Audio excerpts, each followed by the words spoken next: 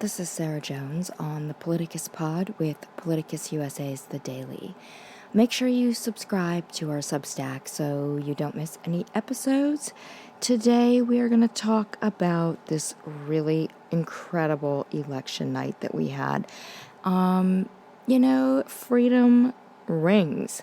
This was absolutely stunning. The way that people have activated in all over the country to stand up for their rights is so heartening, as around the globe autocracy is encroaching. And one of the hallmarks of autocracy is misogyny and attacks on homosexuality. So that aspect of what we're seeing from the Republican Party and what was rejected last night is very expected from a party that is engaging in democratic backsliding, but it's also really encouraging to see people standing up against that and pushing back against it.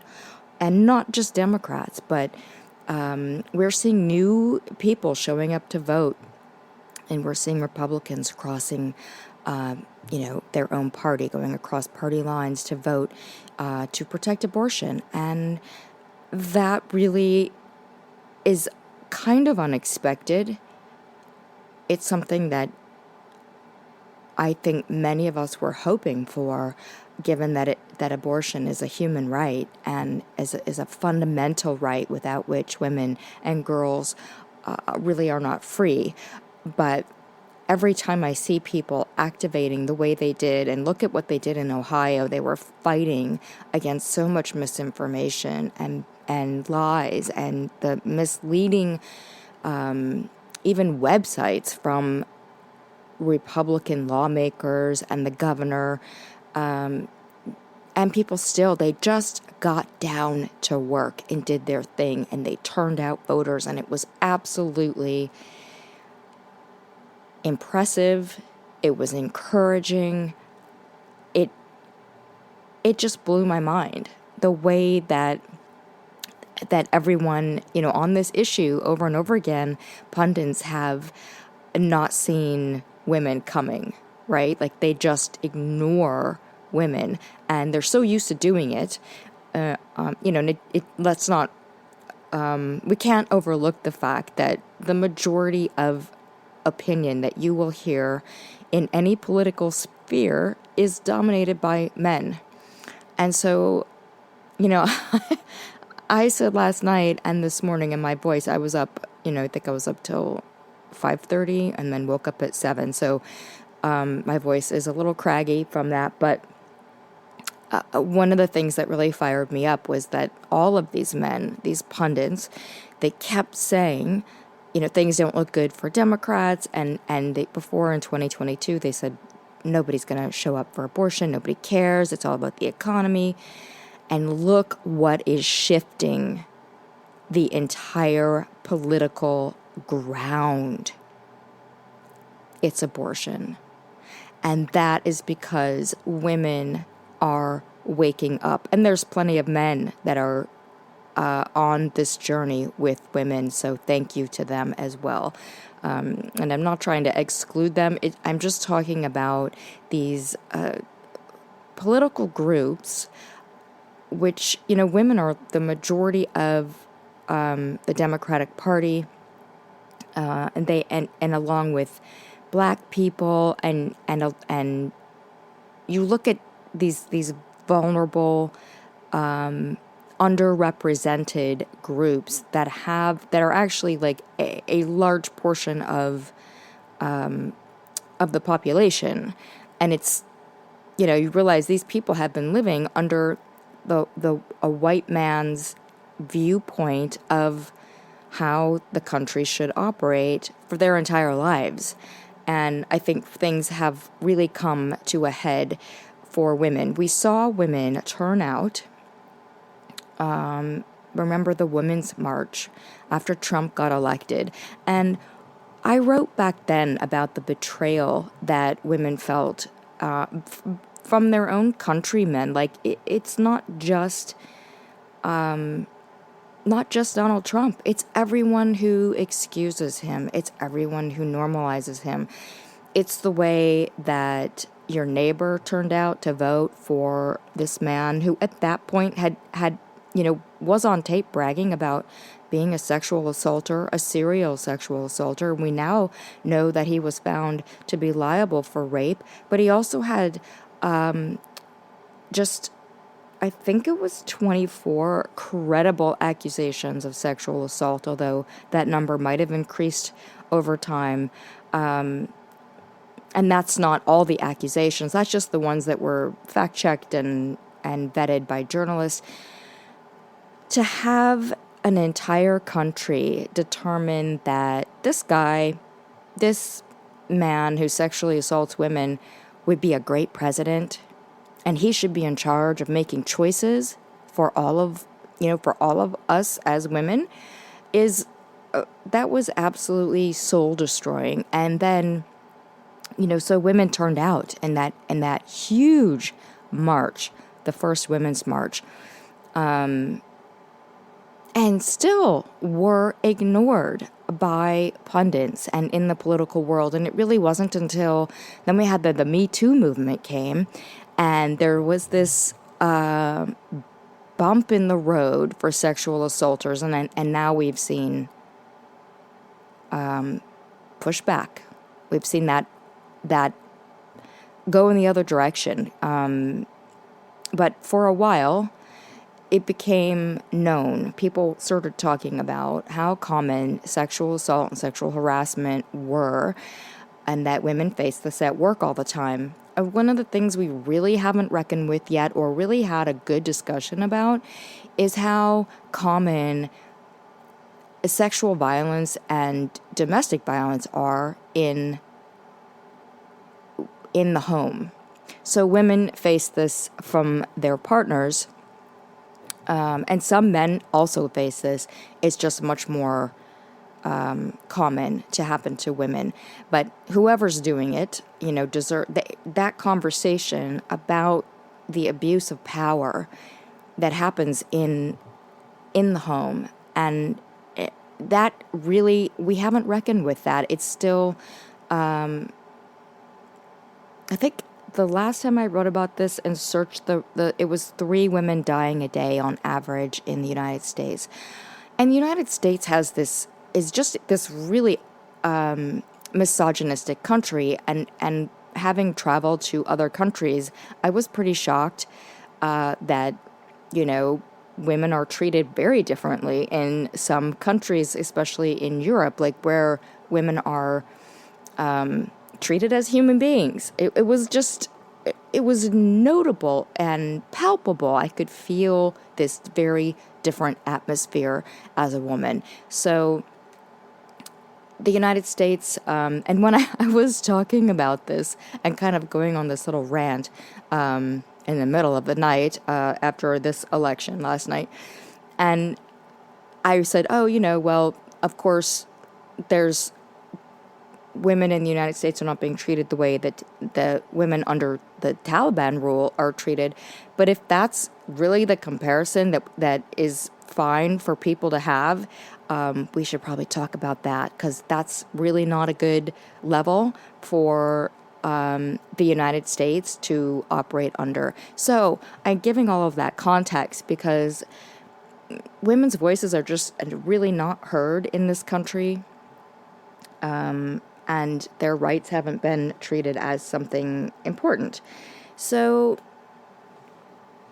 in that context, and if you think about how women are dealing, it's just so sexual violence, rape, sexual assault, domestic violence, these are very common occurrences for women. This is something that every young girl, if you're brought up in a family, if you're lucky enough to be brought up in a family where you're taught that you can do anything as a girl, it is absolutely heartbreaking to slowly realize as you become an adult that actually that's not true. And that you're going to be hated if you have power. And if, if somebody desires you and you don't reciprocate that, you're in danger. These are things, especially in college, a lot of that gets escalated, and then from there, it's really a journey of trying to survive in many ways, and not have these interactions, if you want to call it that, to not become someone who is destroyed by these events. All of that. So that's what women are operating with. And if it didn't happen to to women who are listening right now, somebody that it happened to, and somebody that you love has been harmed in some way. And so every woman knows that this is just part of what women are dealing with. Now, one thing that is very upsetting as a woman, and a commenter pointed this out on my Substack this morning about the election, that she lives in a red county and was saying that a lot of the women there, they've fallen for that whole, I've got to be protected by this man with a gun. And of course, more women are killed in homes with a gun by the male that they live with. So then, if your odds of being killed increase greatly if there's a gun in the home. And that's not to say, I'm not suggesting that there's never legitimate reasons for people to have a gun, but it is not, this whole idea that a gun is safety for a woman is a lie. And that belief system that many women have fallen for, that's part of patriarchy, because women are taught from their early age, if not by their parents, and if they get lucky and they're not taught this at school, which is very rare, the culture is teaching this to women, that their objective should be to get married, to have a man find them attractive and enough to care about. It's so, again, I'll just go back to soul destroying, because I did not write anything. I'm just kind of riffing right now. It's crushing to live in that kind of oppression daily. And I know there's a lot worse, believe me. I know that many people are living under much worse circumstances, but I am narrowing down what we're talking about today, just about this issue. So please don't think that I'm saying it's the only worst, the absolute worst thing, or it's the only thing out there to talk about. But it is the relevant issue today because of what happened last night, and because abortion was the issue, and election denialism.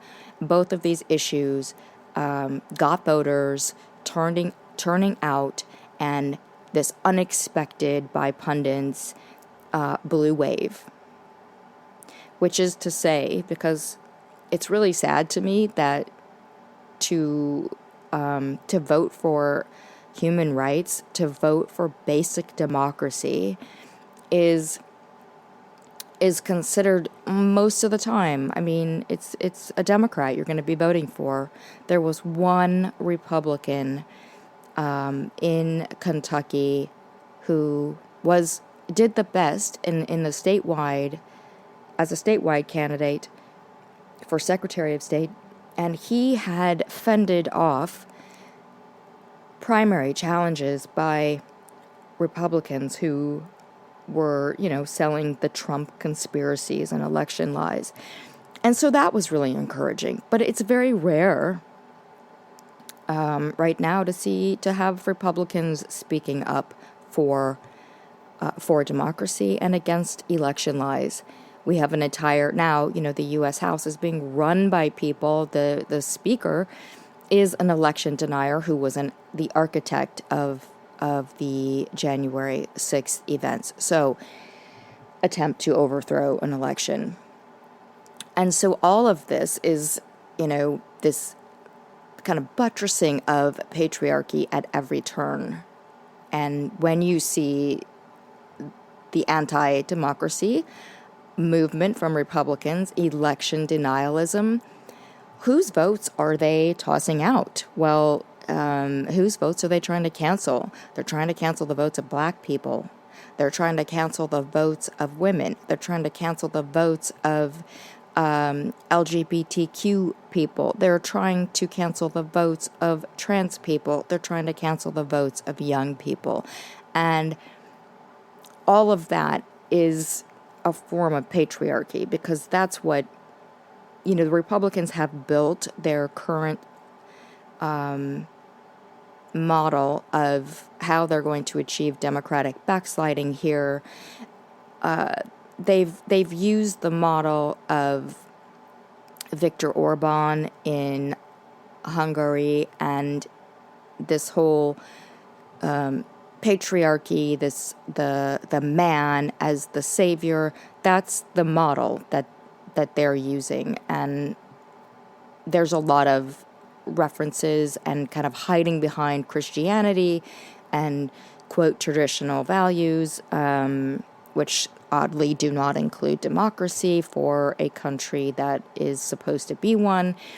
And so all of that is what is, we are fighting against. We're trying to hold this tidal wave back in this country, and across the globe, autocracy is gaining power, and it's making inroads.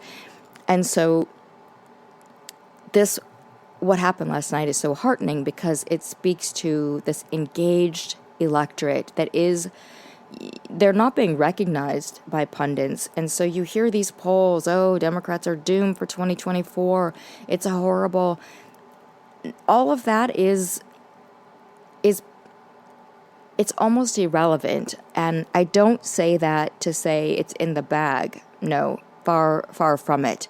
It's a fight. But the fight is happening almost underground. It's like we have this underground activists, and they're not underground. It's just they're not being acknowledged, right? Like all of these people, women tried to tell pundits and politicians before the 2022 midterms that abortion was the issue, but nobody would listen. And they're still not listening, because what these people do best is assume they are the only people that have the right to be heard and are entitled to make decisions. So they're not going to listen to women. And even after last night, the Ohio speaker said, this conversation isn't over. After Ohio, with these really big numbers, ratified in their state constitution the right to an abortion and to protect healthcare rights for women. Well, Republicans we're still having that conversation. And I'd like to point out that a conversation is something that's had by two or more people where, you talk and you listen, right? That's what a conversation is supposed to be. They're not having a conversation. The voters keep speaking, and they keep not heeding the will of the people. That's what they're doing. And so it's not a conversation. That's a big lie. It's just more, putting a palatable face on attacking basic human rights and democracy. But the good thing is that, in Ohio, they lied over and over again to the voters. The voters, again, like I'm kind of seeing, and it's just an analogy, but it's underground. All the activists, they ignored all of that stuff that was happening, and they just got to work. They worked their bums off to make this happen, to make people aware of the trickery, and that, the first issue one that Republicans ran, so that the second one that was the amendment that was passed last night, would be confusing to people, because the first one was, Republicans put it out there and they left it up on the Secretary of State's page. It was the first thing that came up if you Googled issue 1, even a week before the election. This last one. It was the old issue 1, where if you wanted to protect abortion, you would vote no. And this time you needed to vote yes. But, so they were just lying to people. And it didn't matter. Activists were working. They talked to people. They got their ads out. They knocked on doors. They've just gone, and we're seeing this over and over again. They're working at this incredible level. And I think the model for this, I want to say, is what it should be attributed to Black women. We saw so much of this in Georgia with Stacey Abrams. But over and over again, we have seen this model of activism, of like this quiet getting stuff done, happening, being led by Black women. And they really deserve the credit for this model, for showing how effective it is, for never backing down. And now, it's infiltrated the culture. And it really, I feel like it's at this point now where it's a reliable thing. 6 elections already on abortion. Every time abortion rights won. Last night, abortion rights won again. The conversation's been had. This is the deal. This is what voters want. And they're going to keep speaking up about it. So let me run through just a few of the things that happened last night. Republicans got their back ends handed to them on abortion rights again. And I'm wondering, do these fools ever learn? So I don't think they do, because again, that it's not in their model of how to take over a democracy to listen to women. Of course, they're not going to listen to women. They just want to control women, because women can have babies, and you've got to be able to control that if you're going to have like a Christian nationalist autocracy. So if you look at it from that point of view, and especially they want to control white women because they want those white babies, which is, pretty repulsive, but it is the truth nonetheless. So in Ohio, it appeared last night, and I don't think the numbers have been crystallized yet this morning, but so as of last night, it was like 20% of Trump supporters, as an estimate, crossed over to vote to protect abortion rights. And I think that's so odd. These are people who voted for the man who put the Supreme Court justices on the Supreme Court, who overturned Roe versus Wade. Sometimes I'm just absolutely baffled by how manipulated people are in the Trump cult, and how they don't care about the actual, there's not really an issue that they actually care about. So many of these people, they just love this man. They're in a cult. They worship Donald Trump. And they don't even like a lot of the things that he did, and a lot of the things that he's done aren't even good for them. But it doesn't seem to matter. And that speaks a little bit to what I was talking about women who fall for the lies of the patriarchy. But the patriarchy, it impacts men as well as women, and is very destructive for men.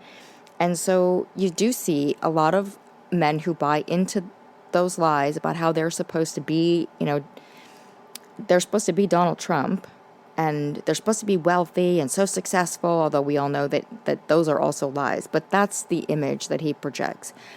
And so that's what is, these men who worship him, they're kind of seeing themselves in him. And as long as they hang out with him by voting for him, and supporting him, then they are like him, which is really kind of sad. But it's also enraging because they're harming people in this country. They're harming democracy. So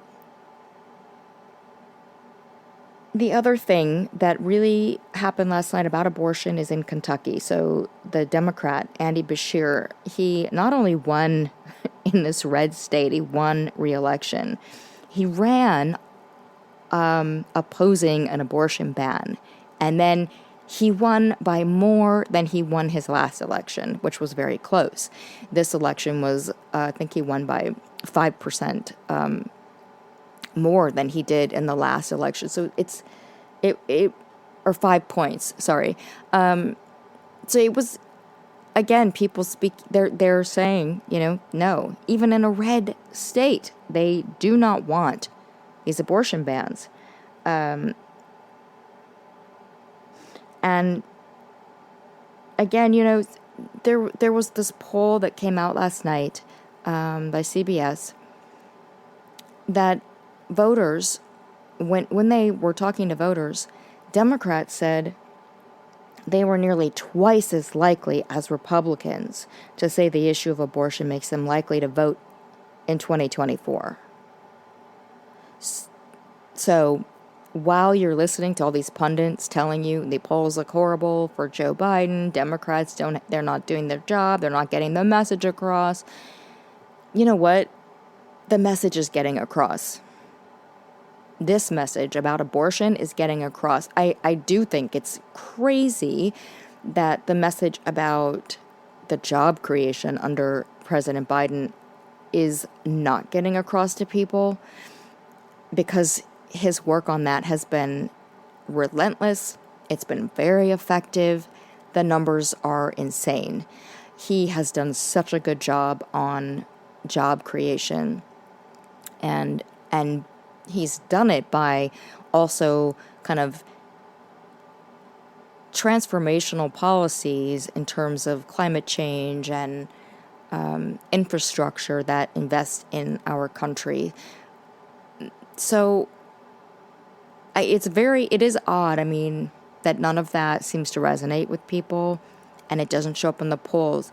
But I am starting to really wonder who pollsters are talking to, because we are saying this over and over again, that the Democrats who show up to vote in these elections are not being found in these polls prior to the election. And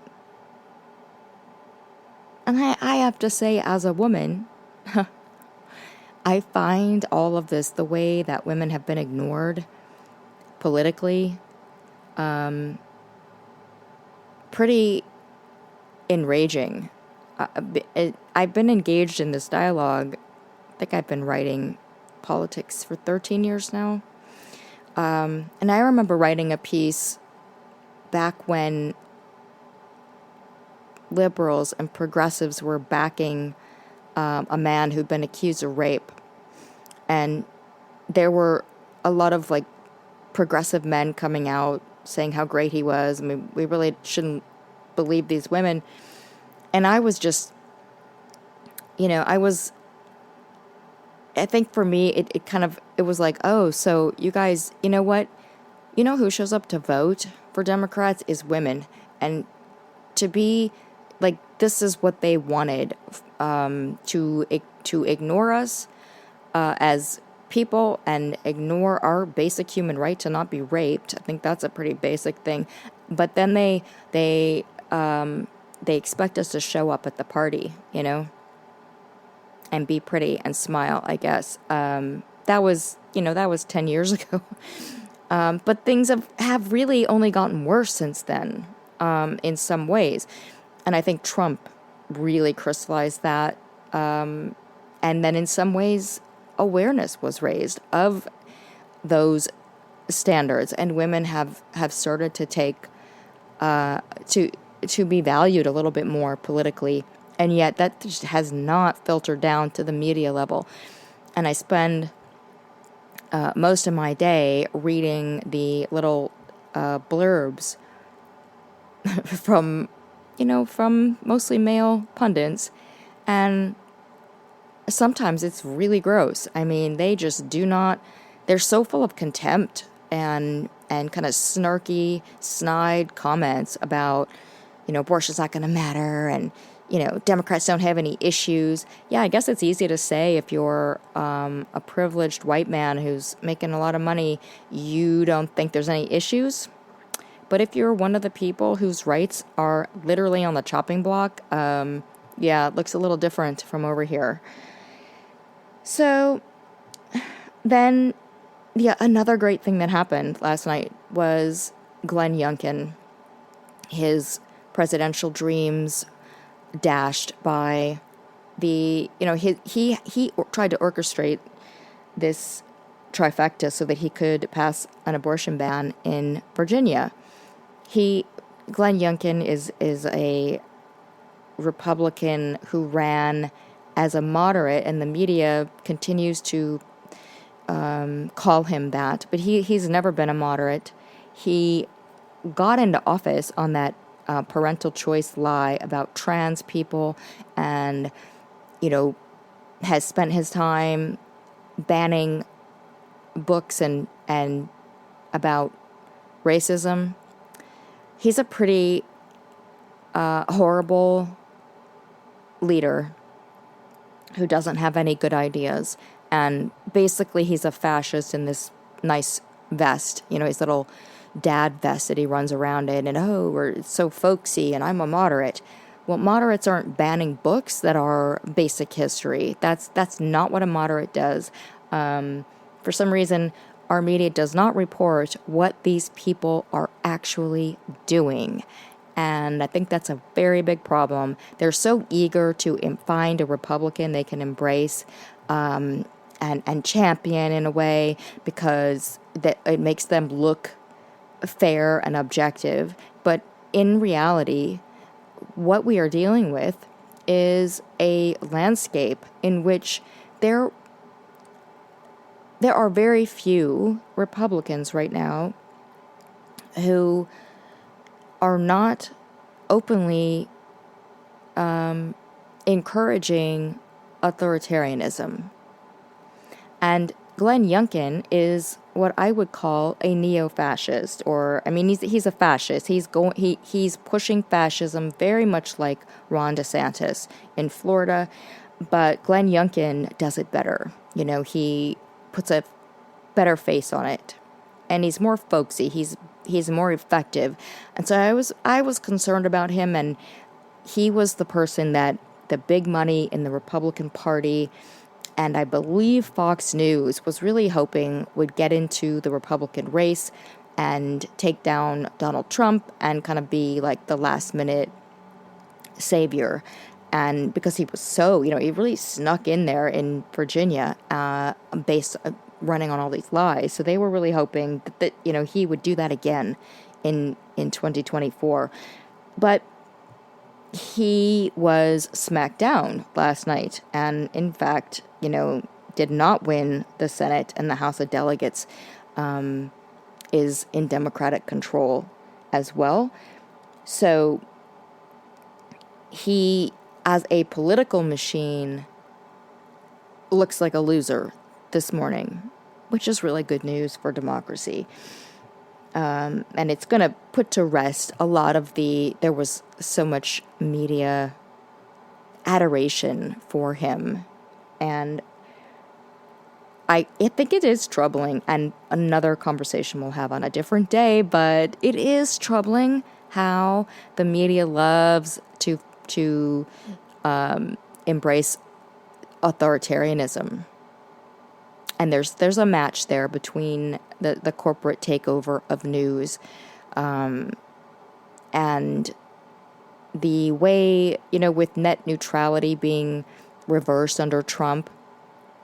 And that also changed what people get access to. When you Google something now, you only really get whitewashed corporate views or right-wing views, because they have the money to buy a lot of advertisements, which I believe Google is recently, maybe ongoing, but they were in court about some of these issues. And so, the media's been letting people, in my point of view, the media has really let the people down. They're supposed to be champions of democracy. This should not be even an issue that has to be discussed. We shouldn't have to be saying, hey, the people that you are not even challenging on their positions are literally anti-democracy. They wanted to cancel the votes of, the majority of the country. Did we not? Did we all forget about this insurrection, this deadly insurrection? All of that's, for the most part, been whitewashed. And so I was concerned about Youngkin, and last night it was great to see that Virginia voters were, oh, we've had you for a while, we've thought about it. No, we don't want to give you more power. Goodbye. He hasn't been kicked out of office, but he has been disempowered. So, yeah. And I think so now, the questions are going to be, was that about abortion? That's what he was saying he was going to do if he got his trifecta. So I think that's a fair guess. But there's also, he's been one of the champions of the culture war, the Republican culture war. He's been running it. He was very effective at it. And now he looks like a failure. And I think that's an interesting development that we should keep an eye on. Republicans have been winning elections on ginned up and sometimes completely fictional culture war issues that they will drop right after the election like it never was an issue. And then they find a new one. It's a get out the vote tactic that's worked just so reliably for them for so long, and it's allowed them to avoid discussing policies. Although, I guess in their mind, putting up these barbed wire fences that are killing migrants, that's a policy in their mind. So maybe that's a policy discussion that they have and their voters like, but that is a violation of human rights. And so on some level, I feel like, when we're calling something a policy, it should be a legitimate policy that is not violating basic human rights and is not violating democracy. Again, somehow this has become a partisan issue and something that has to be defended. Don't ask me, how people live with themselves who are asked to push this stuff on cable news and, at some legacy news organizations that I really respect and who do a lot of really good work. But to see them doing this grave disservice to the country at this very critical juncture is troubling. It's disappointing. And we can see from these elections that what the news is giving people isn't speaking to them. The only reason these people are in charge of the news you see is because they have a lot of money behind them. So it's, that's the power of billionaires to force feed you their beliefs and what ultimately works for them, which is deregulation and tax cuts for the wealthy and well-off, very profitable corporations.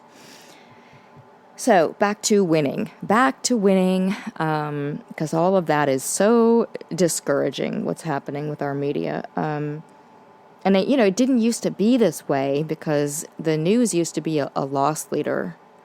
That was a long time ago.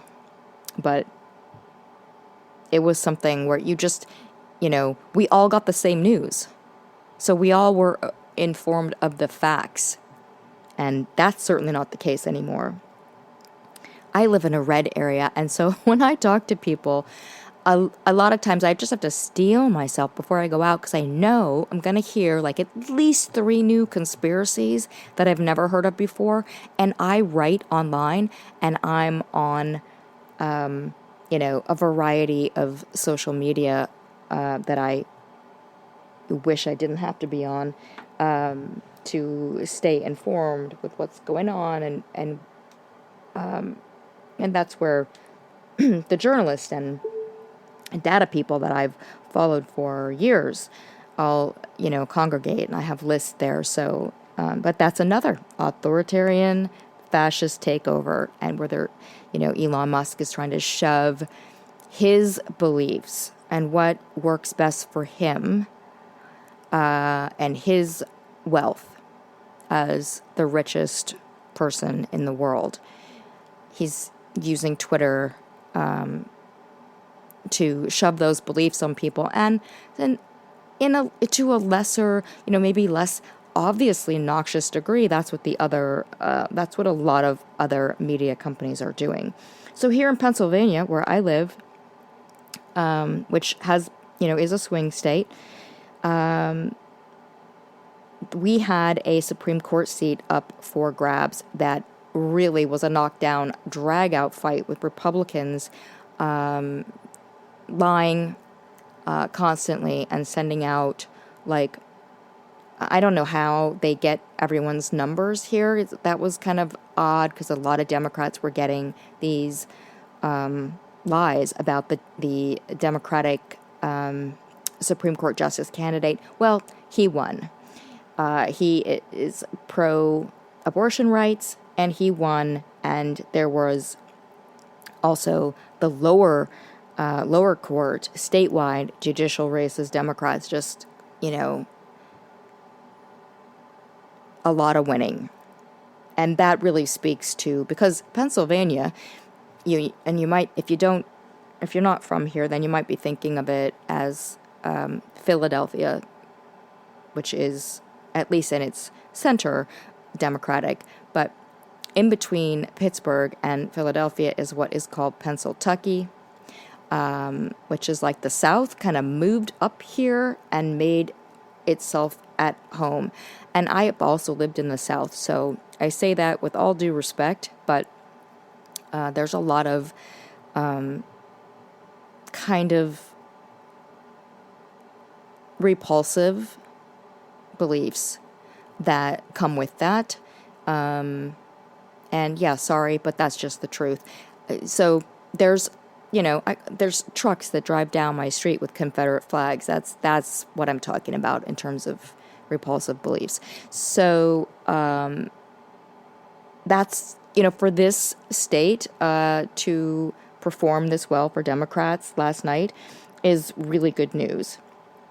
And that is going to have this major impact also on any attempt for Trump to steal 2024. So that's huge. And voting rights. We had Kentucky Governor Andy Beshear, who was reelected, as we already discussed. But he, he did a great thing for voting rights, and he restored the voting rights of 140,000 Kentuckians. So, and we also had this, the Republican who ran in Kentucky, who won, the Secretary of State, who is anti-election denialism. So that's good news. And the election lies and election denialism, it continues to be costly for Republicans. And I'm loving this. Voters don't like it. See, if this wasn't happening, if they hadn't overturned Roe, and if the insurrection hadn't happened, I don't know if people would be this awake. And we would be so much more, I do believe we're at risk for this, Democratic backsliding is happening here. But the awareness of the electorate of basic issues about freedom and about democracy is so heartening.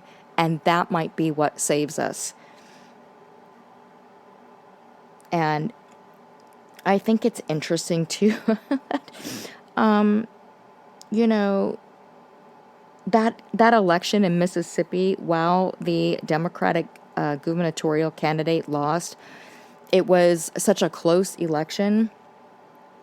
They were fighting to keep the South. They're fighting to keep Mississippi. Go for it, people. I guess keep on doing your, we can't talk about slavery, and we're going to ban talking about slavery, and we're going to ban abortion. Just keep on doing it, because they have done the huge favor of announcing who they are to the public in a very prominent way. And I'm really proud of the American voters, that they are not being fooled and they are not being tricked. It's pretty incredible. And honestly, I've been covering politics for a long time. I did not have huge faith in the electorate, especially the Democratic electorate. Used to not show up. They used to not show up for midterms. They never showed up for off-election years. It just wasn't something you could rely on the Democratic base to do. Republicans lost these culture wars last night. They ran all these trans ads trying to bring down Democrats. Did not work.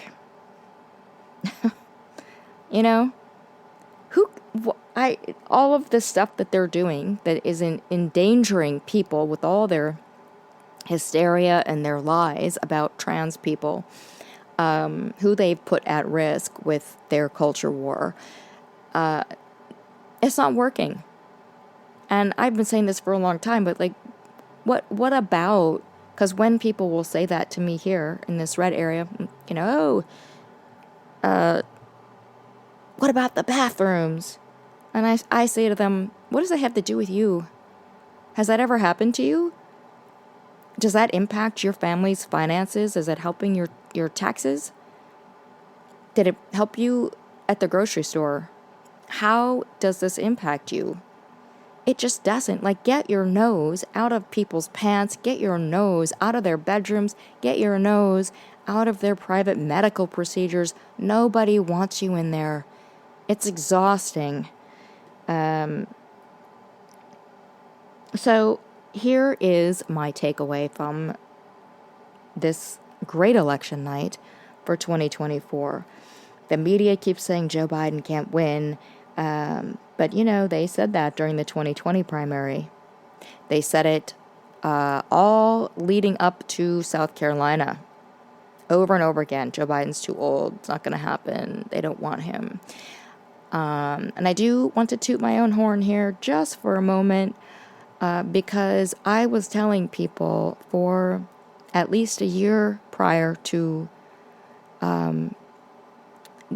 South Carolina that it would be Joe Biden and Kamala Harris.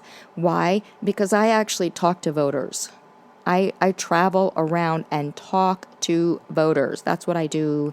I love to talk to people and hear what they're thinking. And over and over again, that was what people told me they wanted. So, I wasn't surprised. Didn't surprise me, but I guess, when you listen to young people, women, and black people, and, you talk to everyone out there instead of just whoever these other people are talking to. I don't know, guys, it's looking like they only talk to white men who are wealthy. But, I know that's not true, but it looks like that, doesn't it? I don't know where they're getting these poll results.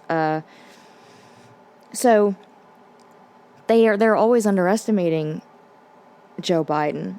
And I thought, so G. Elliot Morris, he shared this comment on Twitter last night that I want to share with you. This is not the type of off-year election you'd expect with a Democratic president at 39% approval, just saying. And I think there's a lot to unpack with that. Because I while I think that the election is going to be close and it's going to require a lot of work, I also don't believe that these polls are telling this story. And I think it's part of it is just when you poll an incumbent. And I went back last night and was looking at the discussions about the polls about President Obama in 2012 at the beginning of the year. And it was the same thing. They were so, he's not going to win. The economy's so bad. Voters don't like him. They don't approve of him. And he won. So I'm just not sure. I think it's very easy to look at the incumbent who's in power right now and hold them accountable for what isn't working in the country and in our lives, and that's their job, right? So not our personal lives, but I mean their job is to be accountable for those things. Joe Biden is accountable. He doesn't shirk off that criticism, and that's good. That's what we need in leaders. We need somebody who listens and realizes, okay, so this part isn't working for you guys, and how can I address that? And that's an ongoing. That's one of the jobs of a president. They're going to be criticized relentlessly. That's the job. Donald Trump couldn't handle it. He couldn't handle even 1 hour of it. So that's going to be reflected in polls. People will, it's easy, right, to backseat drive and criticize somebody. And that's what happens in an election with an incumbent. It's easy to point at them and, oh, you didn't do this right, you didn't do that right. And there may be some truth to those things, but there's a lot of things that are happening that are right under this president. I mean, honestly, I have to say, I'm covering a lot of, I actually missed my White House call today to do this podcast, but I've been doing a lot of White House calls and deep kind of policy discussions, and I just come away from these things kind of blown away by how much work his administration is doing to transform this country. And I think maybe Republicans aren't really aware that this is happening, because it's a lot of stuff that liberals and progressives really value and really wanted. So I'm always like, wow, okay, so this stuff's happening. How that hasn't trickled down into the public consciousness yet, I would say that a lot of that rests on the media, because they're always talking about, his bad poll numbers. Why not inform people about the stuff he's doing? Maybe his poll numbers are low because you guys are equating him. In fact, who was it? I didn't even see who did this poll.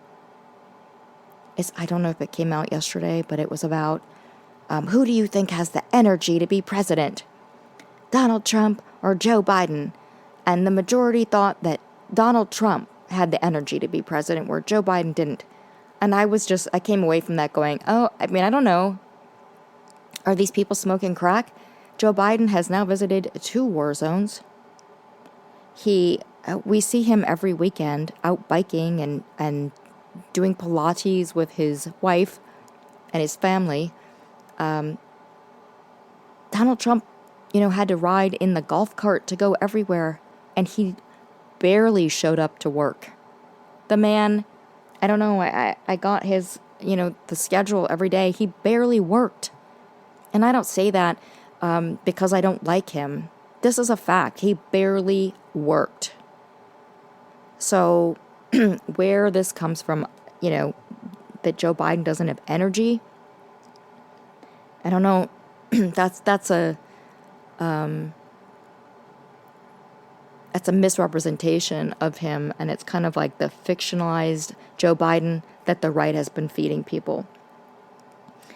So in Ohio, we had this huge turnout for Democrats. Ohio is not a blue state, so that's pretty impressive. And abortion is going to be an issue again in 2024. So Republicans are going to continue making this an issue, and Democrats are going to continue, from all appearances, to turn out to vote on that. And so I think what we're hearing about how voters feel about Democrats isn't accurate, because over and over again, Democrats are overperforming in these elections, in off-year elections and midterms, and that's not where Democrats have done well historically for a very long time. So things are changing, and I really want to give credit to the activists for this change. I do think that President Biden is leading this charge. He's given his party these issues to run on, very solid issues. He has been a really good face to sell to the American people in terms of these policies. And because they've known him for so long, a lot of the Republican attacks against him haven't worked. And that's one thing, besides being in the Senate for so long and then being vice president for 8 years. And he really knows the job. And so he could start at day one and try to unwind a lot of the damage that was done, and then even build on it and make this progress. And you wouldn't see that with somebody who didn't have the background that Joe Biden has. That's what he brought to this job, and that, I think was really not acknowledged at all during the 2020 election. And all of this talk about his age, I would rather talk about someone's competency and their, are they well? I mean, if you want to talk about age, then talk about how healthy is this person? And is their health, if it isn't good, is it a problem? There's a lot of people with health issues that are in Congress that are doing good work. So it's not this kind of black and white issue. So he's doing a great job, but of giving the party these issues to run on. But then, who has woken up? And it's you guys. It's the people. It's activists. It's young people. It's women. It's people getting out there and saying, enough, we are not going to take this anymore. And they are organizing in incredible ways. And I just think that we owe all of those activists a huge debt of gratitude, because they may save this country from this ongoing threat of encroaching autocracy. An engaged electorate is a dangerous electorate for liars. So let freedom ring, and may there be a lot more where this came from. This has been Sarah Jones on the Politicus Pod for Politicus USA's The Daily, and if you are tired of billionaires controlling the news you see and selling you both sides lies and amplifying and elevating election deniers and fascists, then please consider supporting independent news that puts the people first. And you can subscribe to our Substack. You can subscribe for free, or if you have the ability, you can subscribe with a paid subscription and support our work. So thank you so much, and enjoy this victory. One thing I will say to you guys that the left is notorious for is finding something to feel bad about immediately. But don't do that today. This is a great day. This is a victory, and you earned it. You've hung in there. You've endured this horrible time. This is a very difficult time politically, and you guys not only endured it, but look at what is happening. And I'm sure a lot of you played a big part in that. So enjoy the victory and have a wonderful day.